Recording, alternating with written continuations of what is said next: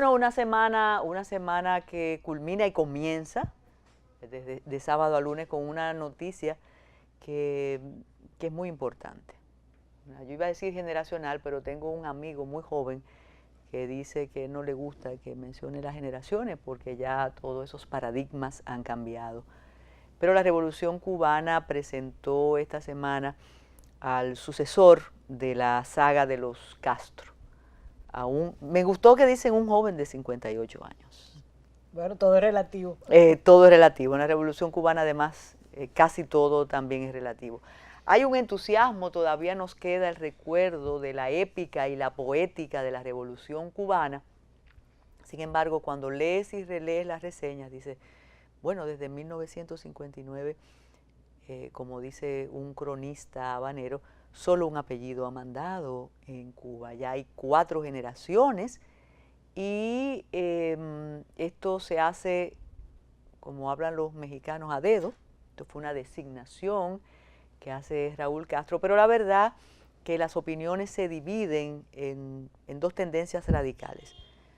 O llegó la hora del cambio, o esto no significa nada porque en Cuba todo tiene que cambiar para seguir siendo lo mismo. Sin embargo, es importante esta delegación que hace Raúl Castro a este joven de Villa Clara. Nosotros creíamos que era de Santa Clara y para Metrópolis y para el grupo AME, Santa Clara tiene mucha significación para la óptica López y la familia López porque son originarios de Santa Clara y como el 99.9% de los cubanos fueron muy amigos de Fidel y comentan con mucho orgullo todos los hermanos López cómo sus lentes, las monturas de los López, del padre de los López, fueron usadas por la revolución y por Fidel cuando comenzó aquello. Es verdad que es otra, mira, no viste uniforme, y eso también es muy importante. Dicen que su ideal es Vietnam y que tiene un perfil bajo. No sé qué quieren decir los cronistas cubanos con el perfil bajo, pero la verdad, Tayana, que la fuerza y la impronta de los Castro será difícil para competir con ella, pero Cuba al parecer precisa de un cambio, en este caso generacional, no sabemos si de estilo, aunque ya apuntamos que falta el uniforme, pero fíjate, ahí no tiene Raúl el uniforme tampoco. Bueno, yo pienso que es prematuro todavía para saber lo que significa, pero hablando de generación, pues es una persona que era muy pequeñito cuando la Revolución Cubana, por lo tanto ha crecido toda su vida dentro del, del régimen castrista.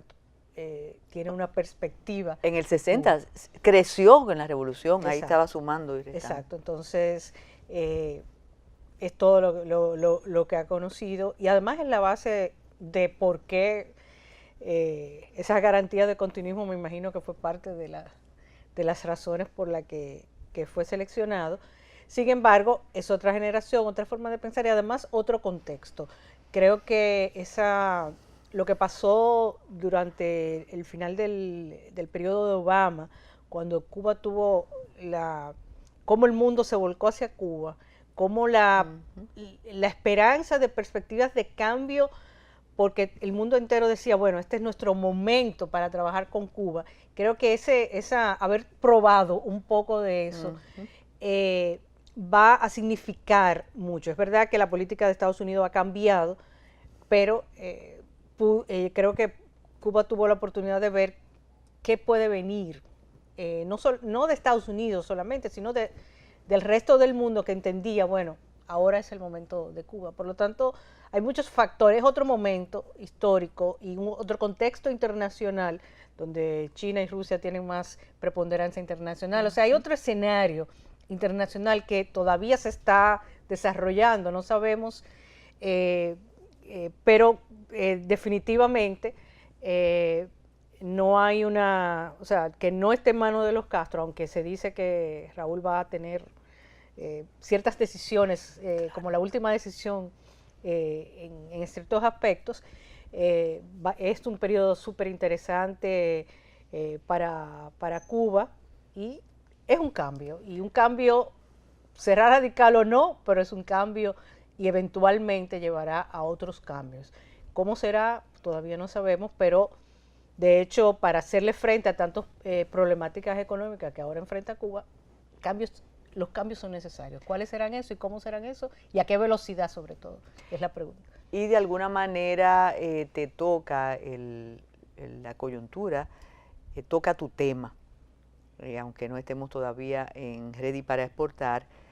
Cuando Raúl asume el mando, siempre se habló de lo amenazada que podía estar la región por lo que podía ocurrir en Cuba.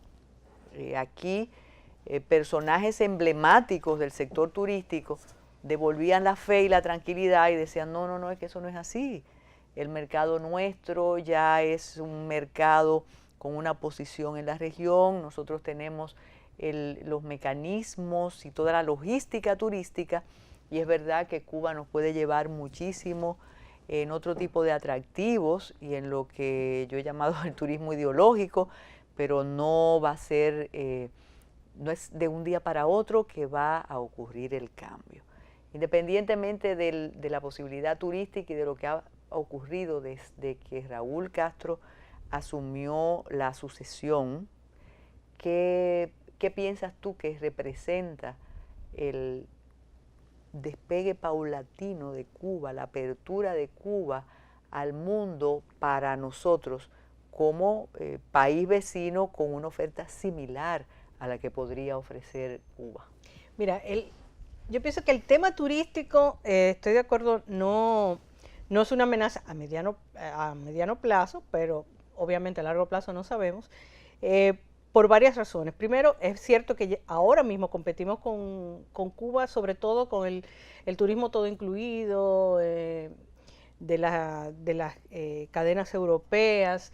A ese nivel estamos compitiendo. Ahora, obviamente, con las alternativas de casas privadas y otro tipo que a raíz de esa apertura reciente ha habido, pues hay otro tipo de turismo. La ideología, yo diría que no solamente ideología, ellos han sabido tener una marca país entre la nostalgia y la cultura. Son dos elementos que ellos han sabido labrar muy bien, y Cuba atrae a ese tipo de turista que no necesariamente nosotros hemos sabido atraer, porque no vienen por nuestra música necesariamente, no vienen por nuestra, algunos pueden venir por nuestra historia, pero no realmente la gran cantidad de turistas no vienen por eso. Por lo tanto, Cuba sí ha tenido, por la necesidad, pero ha explorado y ha explotado otro tipo de relación internacional con el mundo. En la región del Caribe, Cuba y en otros países ha utilizado la cooperación y la relación. Con CARICOM, por ejemplo, Cuba tiene una relación extraordinaria, porque CARICOM fue de los pocos bloques y del grupo de países que se atrevió a decir yo soy amigo de Cuba cuando nadie se atrevía a decir yo soy amigo de Cuba. Por lo tanto, hay una relación histórica de agradecimiento, pero además Cuba ha sido, ha dado mucha colaboración, becas, etcétera. Claro. El 8 de diciembre es el día Cuba CARICOM, y todos los años hay una cumbre de jefes de Estado Cuba CARICOM. Yo siempre he dicho que el próximo, si algún día CARICOM se abre a un nuevo miembro, el próximo miembro va a ser Cuba. Pero entonces yo pienso que en temas de relación con el Caribe, que es algo que República Dominicana está tratando de hacer, pues obviamente hay una gran ventaja porque Cuba la ha trabajado constante y sistemáticamente por muchos años. Que es algo que nos ha faltado a nosotros, ¿no? Como país nos ha faltado una estrategia con el Caribe y con muchas otras cosas, constante y consistente. Entonces, sí, al mediano plazo puede hacer, pero también puede haber muchas oportunidades con Cuba. A medida que Cuba se abre, va a necesitar muchísimos servicios, alianza estratégica, inversión, que todo eso también hay una posibilidad, además de que esa apertura no se va a dar a menos que no pase algo extraordinario, no se va a dar de la noche a la mañana, tiene que hacerse como se ha hecho poco, paulatinamente, tratando de abrir un poco, de manera de dinamizar un poco una economía que está en estos momentos estancada, y obviamente la posición más conservadora de Estados Unidos va a impedir que, o paró ese proceso que había, donde Cuba era tendencia hasta para la comida internacional. Yo recuerdo en el 2016 ir a una feria donde los productos gourmet decían, bueno, Cuba, el Caribe, pero a partir de Cuba se empezó a hacer tendencia, porque empezó a ver como la posibilidad, ¿no?, de explorar eso. Entonces yo creo que todavía falta mucho, pero sí, a mediano plazo sí, pero depende de cómo nosotros manejemos la relación. Con una buena estrategia yo creo que el Caribe, porque hay que ver el mercado. Nosotros siempre pensamos que nuestra competencia son el grupo de personas que deciden venir al Caribe. Nuestra competencia es el grupo de personas que vacaciona. Y nosotros tenemos que conseguir que de esos millones de personas, cada día más personas escojan la región del Caribe. La semana antepasada hablábamos, cuando estaban Maritza Álvarez y Miguelina Justo, agradecíamos los comentarios acerca de la evaluación que tú hiciste del turismo de Semana Santa, lo que significa, no en el aspecto espiritual, sino económico. Mencionábamos Puerto Plata, el Este, y ahora que se cita el caso cubano, es cierto que hay un turismo que va a las ciudades cubanas. Es un turismo que le gusta lo urbano, lo distinto que tiene La Habana a las otras ciudades de la región.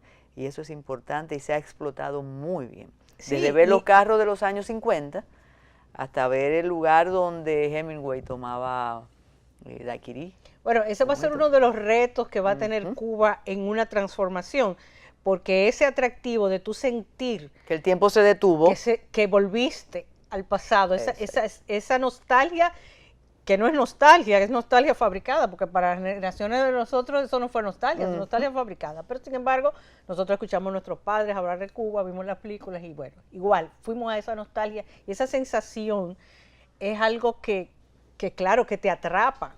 Claro Tú que pensar en esa ciudad, que esa era la ciudad en el 59, es admirable. Ahora, cómo tú avanzas, cómo tú creas nuevos espacios, cómo tú te abres a nuevas inversiones y mantienes todavía ese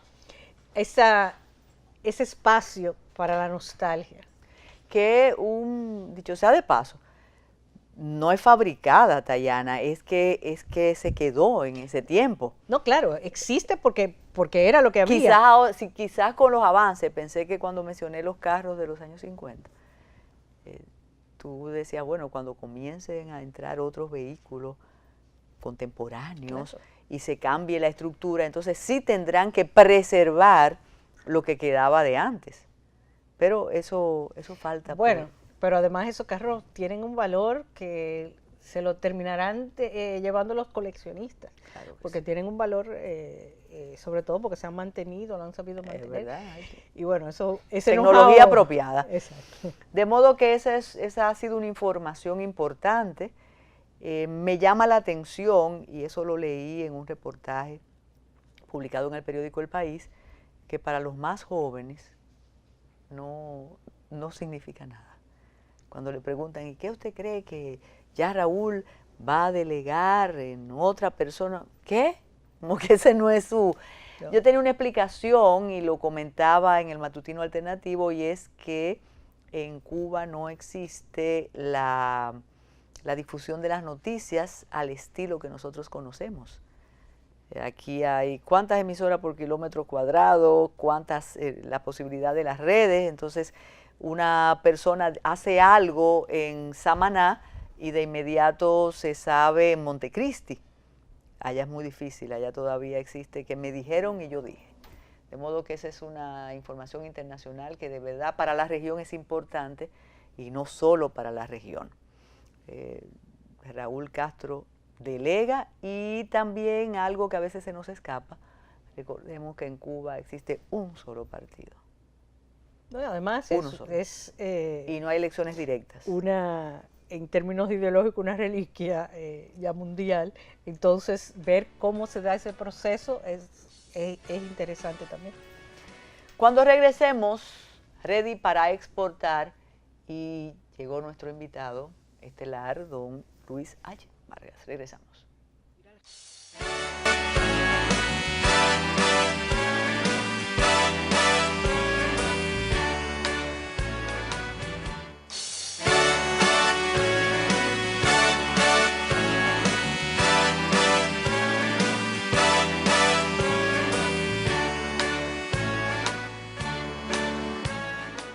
Bueno, Ready para exportar tiene hoy una oferta interesantísima. Adelante.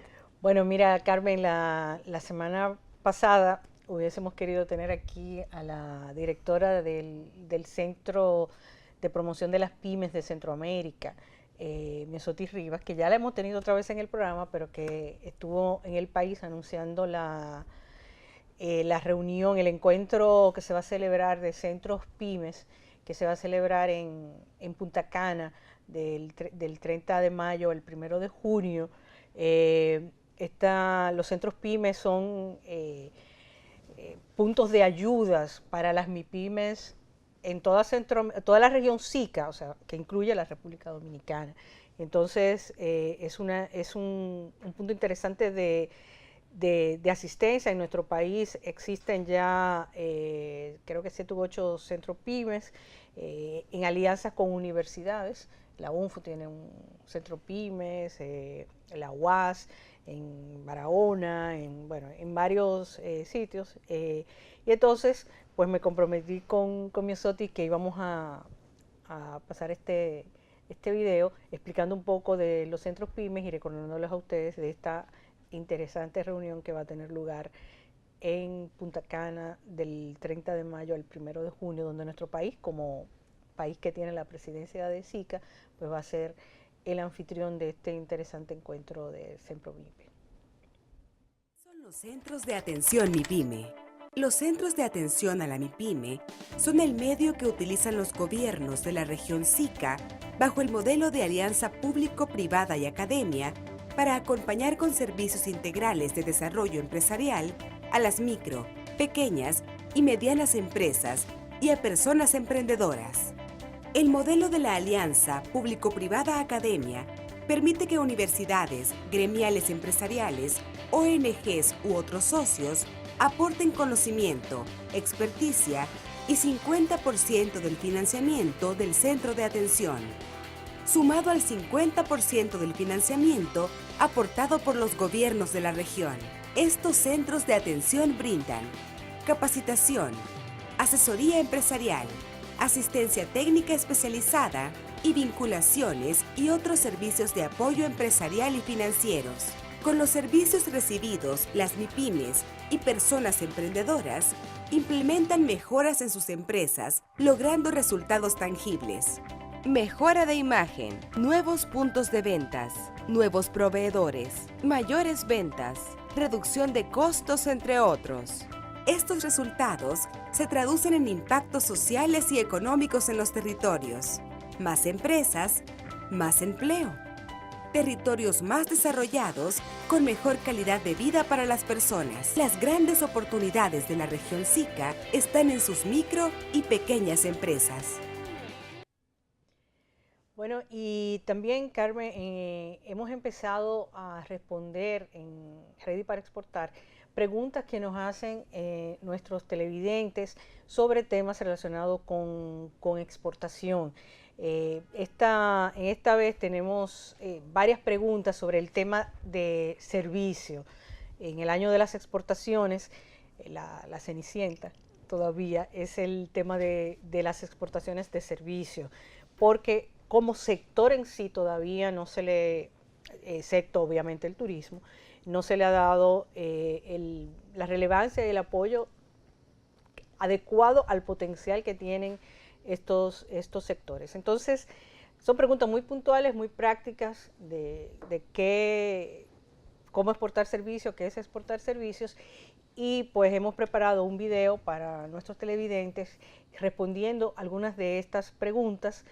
Ya la semana que viene vamos a entrar más en detalle, vamos a tener un panel súper interesante dando más detalles sobre algunos de estos subsectores dentro del sector servicios. Pero mientras tanto, les respondemos las preguntas básicas de muchas de esas personas que a veces ni siquiera saben que están exportando servicios y lo están exportando, o que tienen un servicio que puede ser exportable. A menudo nos preguntan qué podemos hacer para exportar servicios. Exportar servicios en una economía digital es una extraordinaria oportunidad de ser internacional, de escoger nuestra mejor especialidad, nuestra habilidad y exponerla ante un nicho de mercado. Seleccionar esa oferta única que tenemos. Ready para exportar hoy te responde. Lo primero que tenemos que entender, ¿qué es exportación de servicios? Cuando un extranjero que vive fuera de la República Dominicana paga por tus servicios, estás exportando servicio. Eso es lo que lo hace una exportación. Según la Organización Mundial del Comercio, hay 4 modos de exportar servicios. El modo 1 es el modo en el que no vendemos el servicio y no tenemos que salir del país, ni tampoco nuestro comprador. Enviamos información, análisis, reporte, diseños gráficos, nuestra grabación de voz o de video, diseños 3D, música, todo lo que podamos enviar online es exportación de servicio. El modo 2 de exportación, el más común, por supuesto, es el turismo. Cuando ese comprador viene a nuestro país, consume en nuestro país todos esos servicios, estamos exportando en el modo 2 todo lo que compra ese turista en servicios, música, restaurantes. También los servicios médicos. Estamos teniendo mucha gente, sobre todo en el área del Caribe, que está viniendo a nuestros hospitales. Esa es una forma de exportar servicios. El modo 3 es cuando nos establecemos en otro mercado. Ponemos una oficina, nos vamos a vivir para establecer nuestro negocio en otro mercado. El modo 4 es cuando viajamos temporalmente para ofrecer ese servicio fuera del país. Son consultorías, construcciones, presentaciones artísticas. Los servicios son indispensables también para sostener todo lo que es el comercio de bienes y todo el comercio internacional. La logística, el transporte son medios de servicios que son indispensables para mantener todo el engranaje, los mejoramientos de cadenas logísticas, todo eso es parte indispensable y la ofrecen los servicios. Ahora la Organización Mundial del Comercio está hablando del modo 5. Eso es cuando tenemos un know-how industrial de fabricación de productos, pero lo tomamos, los empaquetamos y vendemos ese know-how. Ya vendemos, en el caso, por ejemplo, de textil, no la ropa, sino el conocimiento de cómo hacer ropa competitivamente. ¿Cómo podemos exportar nuestros servicios? Lo primero es que tenemos que determinar qué podemos exportar, qué de nuestros talentos, de nuestros conocimientos nosotros podemos ofrecer, empaquetar adecuadamente y ofrecer.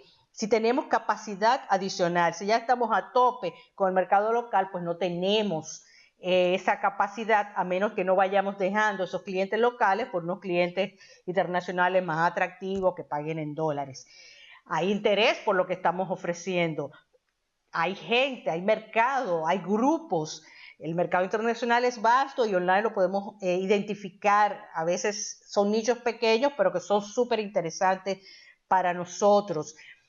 ¿Dónde podemos empezar?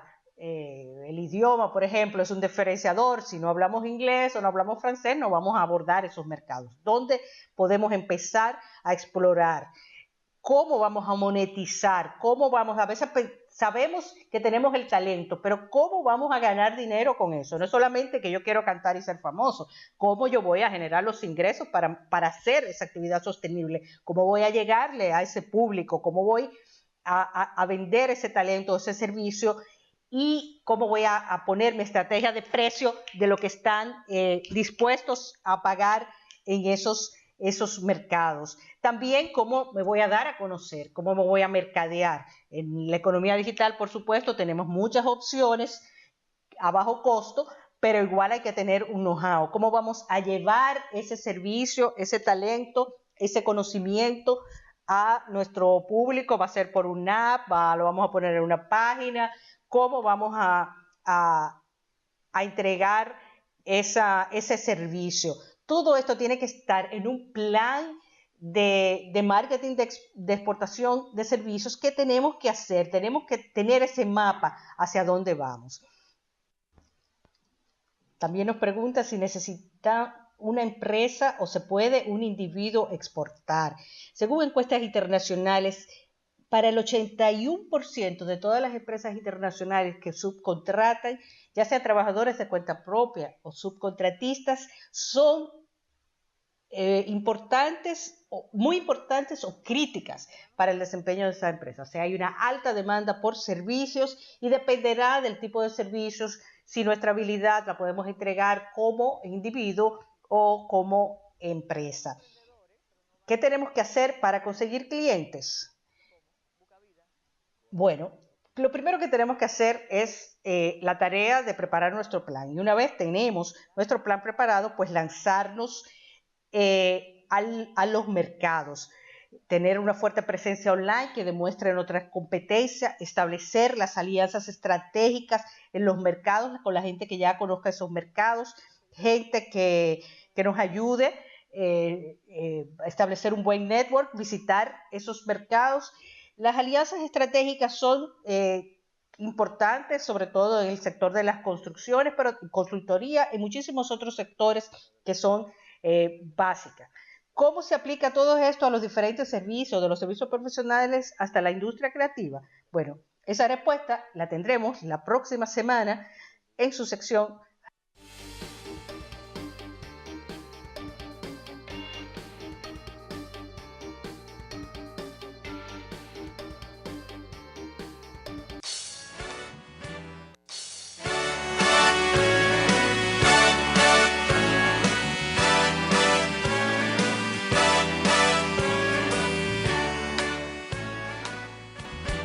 Y siempre decimos que la casualidad hace coincidir personajes y temas.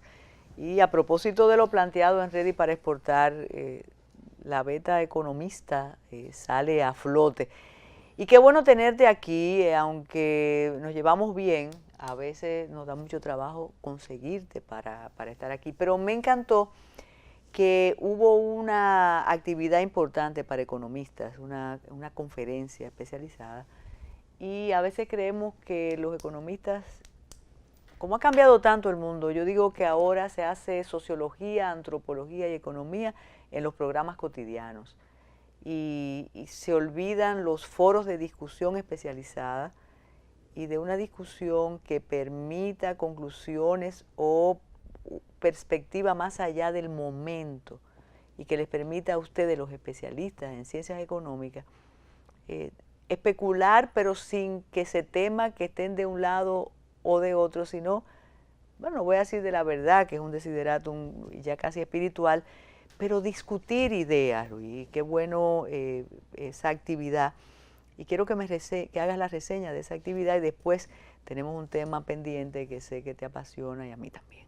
Bienvenido. Muchas gracias por la invitación. Como bien has señalado, hemos realizado la primera conferencia dominicana de economía. Es una actividad que generalmente se va a realizar cada 3 meses para discutir problemas de fondo, problemas estructurales, tendencias y no quedarnos en el simple análisis coyuntural que a medida que pasa el tiempo se fuman. Se queda en titular de periódico. Exactamente. Entonces fue una experiencia muy rica. Hubo ponencias sobre la producción nacional, sobre modelo de desarrollo, sobre minería, sobre la política comercial. Se analizó detenidamente las exportaciones. También hubo un capítulo destinado al análisis de la moneda, inclusive un periódico, ¿verdad?, de circulación nacional, se hizo eco del análisis de los burós de crédito, ¿verdad? Con una ponencia muy brillante de parte de un economista, y también, ¿verdad?, por supuesto, todo el tema fiscal, analizado en una perspectiva de 18 años. No que el pacto, no, pero vamos a ver qué es lo que ha ocurrido para sencillamente observar cuáles son las posibles medidas que pueden contribuir. O sea que este es un espacio, está abierto a diferentes corrientes, pero se pone, como se pudiera decir, una condición que se tenga una posición crítica. No se trata de que si es de gobierno, no de gobierno, de oposición, no oposición, sino de analizar estos procesos económicos, financieros, a partir de argumentos teóricos y, por supuesto, los datos que generalmente son suministrados por las propias instituciones oficiales. De los economistas se ha dicho que nunca dicen que nada está bien y que siempre son portadores de malas noticias. Durante tanto tiempo como docente y como analista, ¿crees que eso es así? Y que después ustedes tienen razón cuando las cifras más o menos se adecúan a lo planteado. ¿Que hacen falta visiones economistas más optimistas en el país? Creo que sí, pero también, sobre todo, necesitamos economistas que critiquen lo que está pasando, pero de una perspectiva positiva, ¿verdad?, con propuestas concretas, porque realmente hemos sido atrapados durante una generación por el pensamiento neoliberal, donde habría que evaluar estas políticas de exportaciones a la luz de todas esas promesas incumplidas. Si nosotros tomamos, ¿verdad?, las expectativas que había con el DERE-CAFTA, que fue lo que se vendió, oye, y lo que ha pasado después de 2007 hasta la fecha, más de 10 años, pues tenemos que reconocer que República Dominicana ha cosechado un fracaso. Así como también el propio Estados Unidos, que no se quiere discutir. O sea, Estados Unidos vendió la idea de aumentar el comercio y mira todo lo que está pasando. ¿Quién ganó? China. Nadie esperaba eso, pero esa es la realidad. Entonces, a eso hay que precisamente desarrollar una discusión seria, una discusión a base de informaciones, cómo se hicieron postulados de que el comercio, y al final nosotros tenemos una brecha de aproximadamente en ese periodo de 27.000 millones de dólares, y el déficit desde 2007 ya se encarama a nivel de 100.000 millones de dólares. Por igual, por ejemplo, aquí se dice, vamos a hacer acuerdos con los chinos. Oye, los chinos han inundado el mercado dominicano sin exigirles nada. ¿Y eso no se discute? O sea, mientras estamos discutiendo que si hacemos un acuerdo con los chinos han avanzado y nada más hay que ir a los supermercados, a las grandes tiendas de República Dominicana para ver cómo nos han inundado. Entonces los empresarios, ellos mismos, están, no que si se hace un acuerdo no con China, pero es que sin el acuerdo ya estamos invadidos. Tú mencionabas en otra conversación la diferencia de nuestro país en relación a otras islas y otros países de la región. Si nos comparamos naturalmente con China, creo que salimos perdiendo, pero si nos comparamos con la región, salimos ganando. ¿Cómo explicas eso? Además de haber dicho que no nos fue bien después del DERE-CAFTA. Sí, bueno, hubo países que también le fue bien, el caso de Nicaragua, pero la mayor parte de los países que han sostenido este acuerdo de DERE-CAFTA, el resultado ha sido negativo. Algunos tenían muchas expectativas de ascender, el caso de Costa Rica, y han retrocedido. Pero la situación en el Caribe, ¿verdad?, que es donde nosotros estamos inscritos, ¿verdad?, digamos, haciendo un análisis en el contexto, pues ahí va la posición optimista y realista. En términos comparativos, República Dominicana creo que tiene méritos y hay que reconocer. Si nos comparamos con el relativo fracaso que ha tenido, por ejemplo, Cuba, el relativo fracaso que ha tenido Jamaica, el problema suscitado con todo este todo que mal se llama desastre natural de los ciclones que arrasaron con Puerto Rico. No hay tal desastre, sino sucesos donde nosotros tendríamos que estar preparados. Y ni hablar del caso de Haití, que es un tema, ¿verdad?, apasionante, y seguimos trillando un camino sumamente errado que va a traer serias y funestas consecuencias para la República Dominicana. Hiciste el puente y yo quería que lo hicieras porque siempre que hemos conversado contigo y siempre que haces el enfoque de Haití, tienes una posición, ¿tú te acuerdas aquel cachafú? Ni izquierda ni derecha, manca. Tienes una posición que toma de los dos radicalismos y vas a un punto que a mí a veces me preocupa más que si me ascribiera a los dos extremos. ¿Qué influencia tiene ese mercado fluido y constante entre Haití y República Dominicana?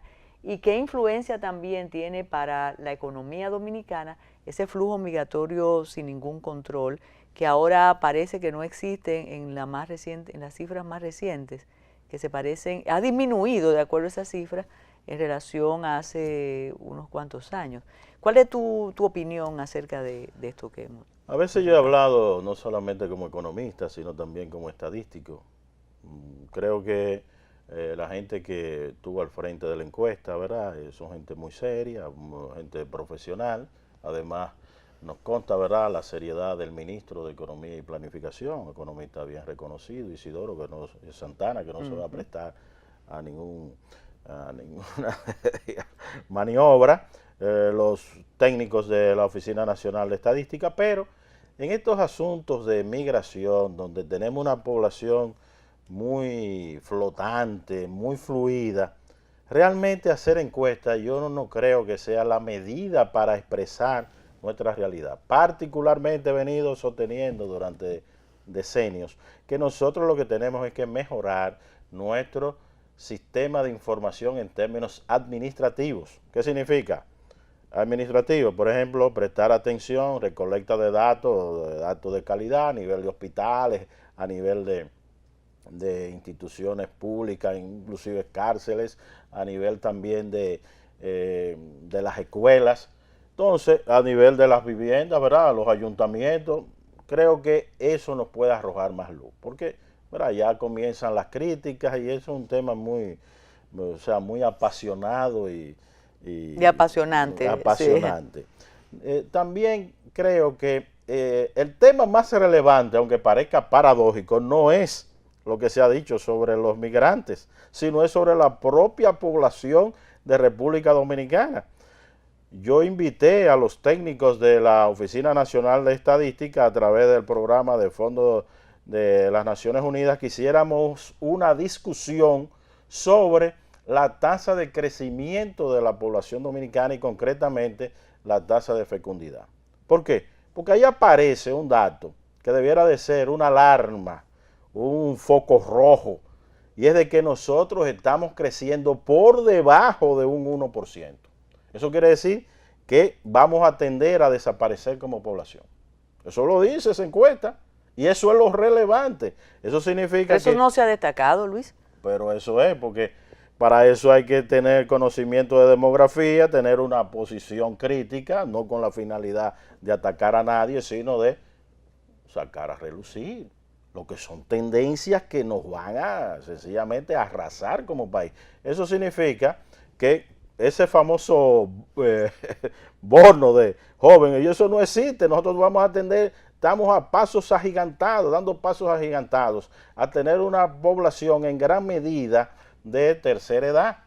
Entonces, no es porque no haya, ¿verdad?, un mejoramiento de condiciones y calidad de vida, es que con la situación que tenemos, si tenemos una gran parte de la población dependiente, que es el término que se utiliza, ¿verdad?, ese conjunto de personas que dependen de la población entre 15 y 65 años que se supone están en actividad productiva o que pudieran estar.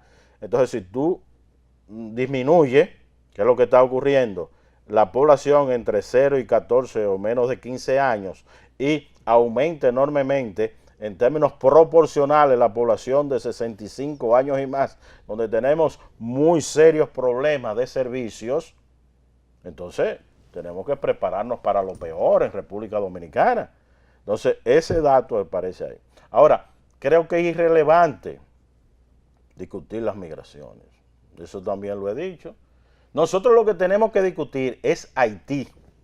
Y Haití se dice como un término muy generalizado, colapsó. No, no, no, no. Es que lo que está ocurriendo en Haití es que ya no hay muy escasas posibilidades de que este país se restablezca. Aquí ni siquiera la misma gente del Banco Central sabe que lo que cada vez está circulando en Haití es el peso dominicano, porque ya el gurde va a desaparecer como moneda. No hay posibilidades de, como vienen organismos internacionales, de estar hablando de la agricultura. Eso no va a ningún lado. No hay ningún aporte de la agricultura al crecimiento de la economía. Cada vez una economía más dolarizada a base de un circuito de inversionistas extranjeros, de la gente que envía las remesas y a partir de ahí se hacen negocios. Con esos recursos se utilizan para importar mercancías. Lo que no se acaba de entender, por ejemplo, la sociología, sociólogos, no solamente aquí, que el caso haitiano es una transformación de la manera de analizar.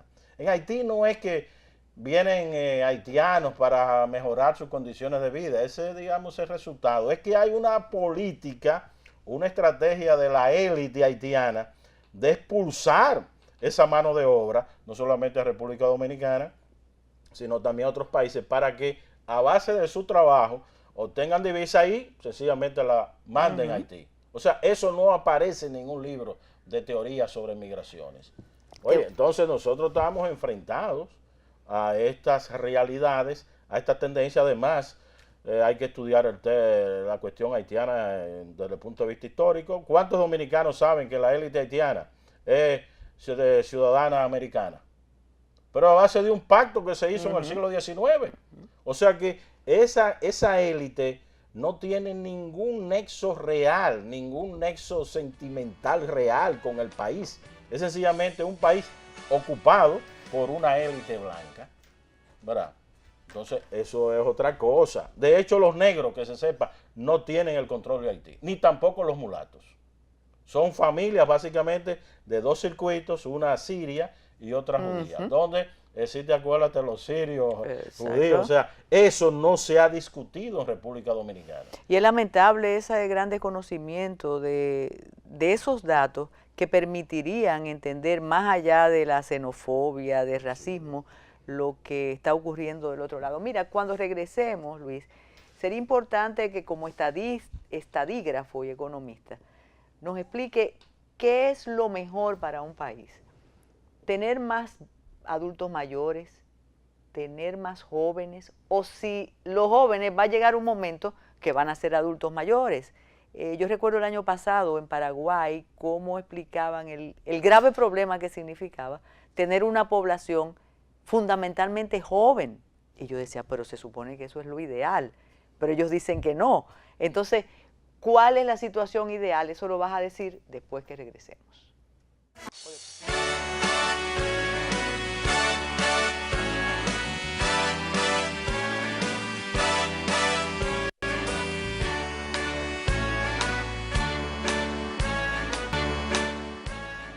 Ese dato a mí me ha llamado la atención, Luis, y será objeto de mis desvelos.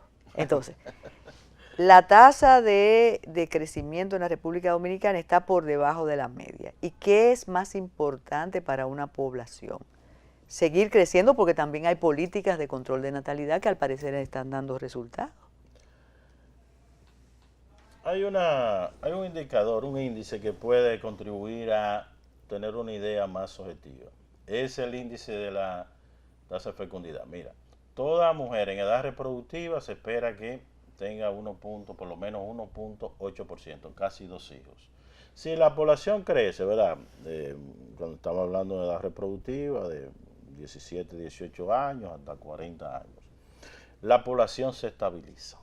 Nosotros ya estamos por debajo de 1.8, es decir, que tenemos que esperar que cada vez tendencialmente nosotros seamos cada vez menos. Lo cual que habría que replantearse el tema migratorio, ¿verdad? Pero de esta otra también perspectiva. En ese caso, como ya señalé, si cada vez tiene menos tasa de nacimiento, pues la población se va abultando allá arriba en la pirámide. Y los costos de seguridad social, oye, son enormes. Imagínese usted en un país donde ya se admite que el sueldo que van a percibir, la remuneración que van a percibir los pensionados ya está en cerca de un 20% de sus ingresos normales. En un país donde hay una altísima tasa de desempleo y donde también los ingresos son sumamente bajos.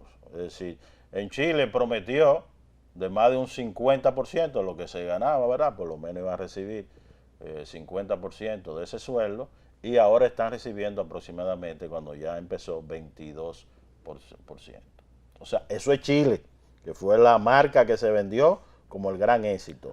Estamos obligados a rediscutir el tema de la seguridad social. Entonces, ahí se abre una enorme brecha, como acabo de señalar, con esta población que no ha tenido trabajo, no tiene ingresos, y sencillamente habría que descansar esos programas en los recaudos gubernamentales, es decir, en impuestos. O sea que el panorama no es nada fácil, pero estamos a tiempo para hacer análisis, para hacer recomendaciones, prepararnos, ¿verdad?, para ver qué nosotros podemos hacer. Porque acuérdate que son cerca de 30 años hay que durar cotizando.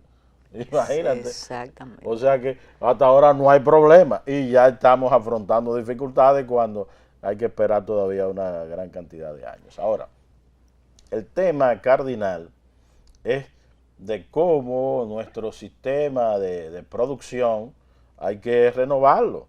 Hay que renovar también, tener otras propuestas.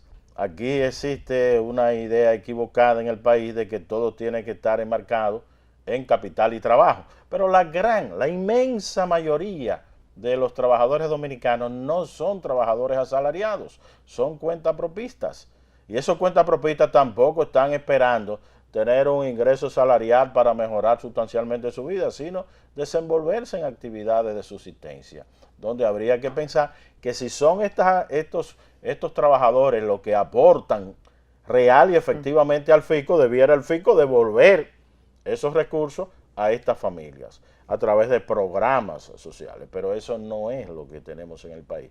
Hay una enorme concentración de la renta o del ingreso, donde el 20% percibe más del 80%, y sobre todo hay una enorme distribución desigual, inequitativa del patrimonio, la propiedad, la riqueza. Aquí, ¿cuánto tienen viviendas? ¿Cuánto tienen unas parcelas en el campo? ¿Cuánto tienen unas parcelas urbanas? Entonces eso hay que rediscutir, y creo que debe estarse en disposición de, presentando los números, presentando el panorama, y que se entienda de que si no marchamos en esta línea de redistribuir no solamente la renta, sino también el patrimonio, la riqueza en República Dominicana, vamos a seguir teniendo cada vez más pobres, más gente en condiciones de miseria, y nos iremos degradando como sociedad.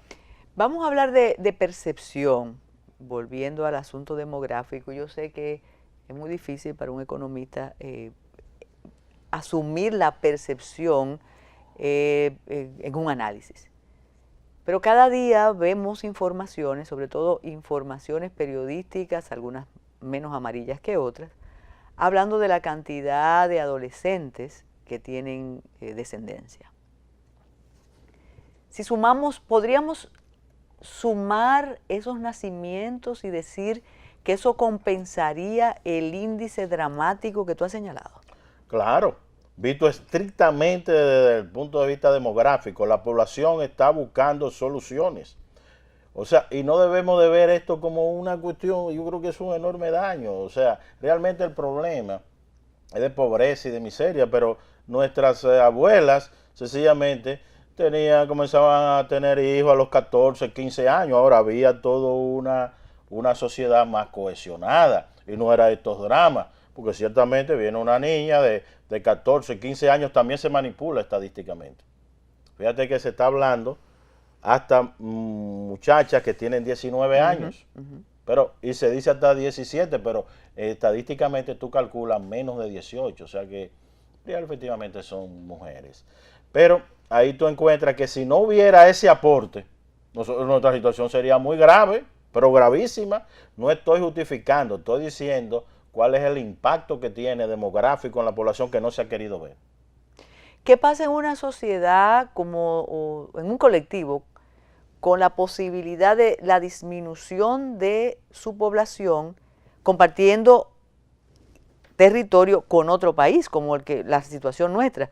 Tú me estás diciendo que estamos disminuyendo la población, estamos conscientes del flujo migratorio continuo y constante. Entonces es un asunto, tú mencionabas población y yo pensaba en lo maltusiano, lo geométrico y lo aritmético. Entonces, nos vamos nosotros y llegan los extranjeros. Eso es lo que hay que buscar también una solución, porque si no buscamos ese equilibrio, vamos entonces a tener serios problemas de una población que no, oye, es que Haití está obligado a buscar una solución.